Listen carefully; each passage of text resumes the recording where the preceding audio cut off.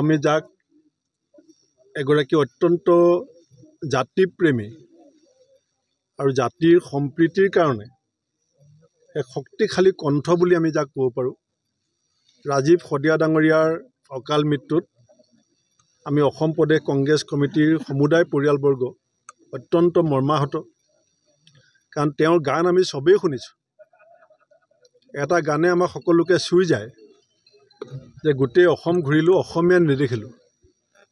অৰ্থাৎ আমাৰ মাজত জাত পাত ধৰ্ম ভাষাৰ মাজেদি যিটো বিভাজন সৃষ্টি কৰা ষড়যন্ত্ৰ, সেই ষড়যন্ত্ৰৰ বিৰুদ্ধে ৰাজীৱ শদিয়াৰ যিটো শক্তিশালী কণ্ঠ আছিলে যে অসমীয়াত্ব কি, অসমীয়া জাতিৰ সংজ্ঞাটো তেওঁ নিজৰ শুৱলা কণ্ঠৰে যেনেকৈ বুজাবলৈ চেষ্টা কৰিছিলে, বিশেষকৈ নতুন প্ৰজন্মৰ মাজত সেই গানটো যথেষ্ট জনপ্ৰিয়তা লাভ কৰিছিল। আৰু যিবিলাক কাম আমি বহুতে গোট খাই পেলাই কৰিব নোৱাৰোঁ, সেইবিলাক তেওঁ অকলশৰীয়াকৈ এটা এটা গানৰ মাজেদি এটা এটা ডাঙৰ ডাঙৰ বাৰ্তা জাতিক দিছিলে। আৰু এটা বাক্য আমাৰ গা চুই যায়, তেওঁ নেতাসকলক লৈ পেলাই গাইছিলে যে ৰাইজৰ আৱেগৰ দালাল হ'ব নালাগে নেতা। এনেকৈ এজন গায়কে নেতাসকলক যিটো সাৱধান বাণী শুনাইছিলে ৰাইজৰ হৈ পেলাই, সেইটো বৰ সাধাৰণ কথা নহয় যে ৰাইজৰ আৱেগৰ দালাল হ'ব নালাগে নেতা। নেতা হৈছে ৰাইজৰ আৱেগৰ দালাল।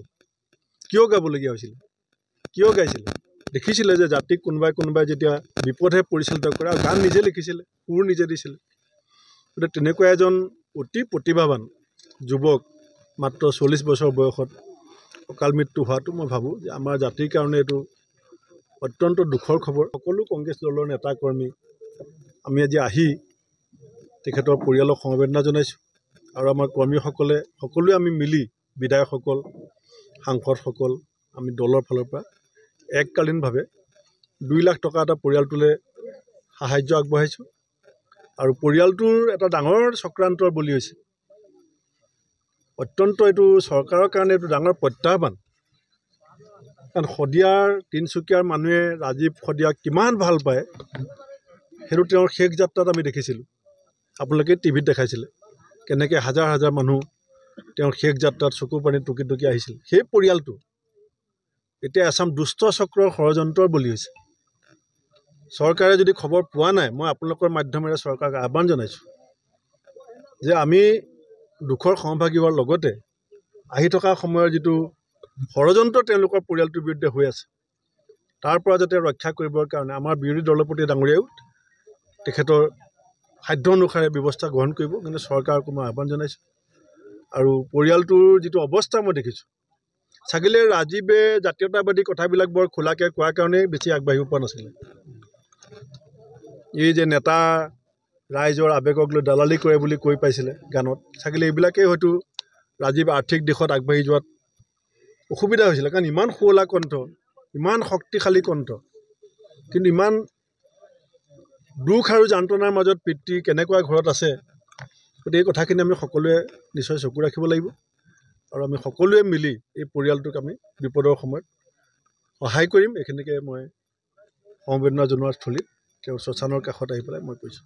থাকে আৰু ৰাইজৰ মাজত জনপ্ৰিয়তা থাকে। ৰাজীৱ শদিয়াই ৰাইজৰ গান গাইছিল, অসমীয়া জাতিৰ কাৰণে গান গাইছিল। সেই গতিকে মূল কথাখিনি হ'ব, আমি যদি সঁচাকৈ অসমীয়া হৈ থাকিব বিচাৰোঁ তেতিয়াহ'লে ৰাজীৱ শদিয়াক আমি সোঁৱৰিব লাগিব, তেওঁৰ গানখিনি সোঁৱৰিব লাগিব। স্বাধীনতাৰ সময়ত যেনেকৈ বিষ্ণুৰাভাই আমাক প্ৰেৰণা যোগাইছিল, জ্যোতিপ্ৰসাদ আগৰৱালাৰ সৃষ্টিৰে আমি প্ৰেৰণা পাইছিলোঁ। পৰৱৰ্তী সময়ত ভূপেন হাজৰিকা ডাঙৰীয়াই বিভিন্ন বিপদৰ সময়ত আমাক যেনেকৈ জাতিটোৰ বাবে গীত ৰচনা কৰিছিল, ৰাজীৱ শদিয়াৰ গীতত বৰ্তমান সাম্প্ৰতিক সময়ত আমি সেই প্ৰত্যাহ্বানসমূহ যুঁজ কৰিবলৈ অসমীয়া জাতি যি ধৰণে যাব লাগে তাৰ আভাস পাওঁ। সেই গতিকে আমাৰ সকলোৰে কৰ্তব্য হ'ব ৰাজীৱ শদিয়াৰ গীতৰ যাতে আমি কেনেকৈ জীয়াই ৰাখিব সেই কথাখিনি চিন্তা কৰিব লাগিব।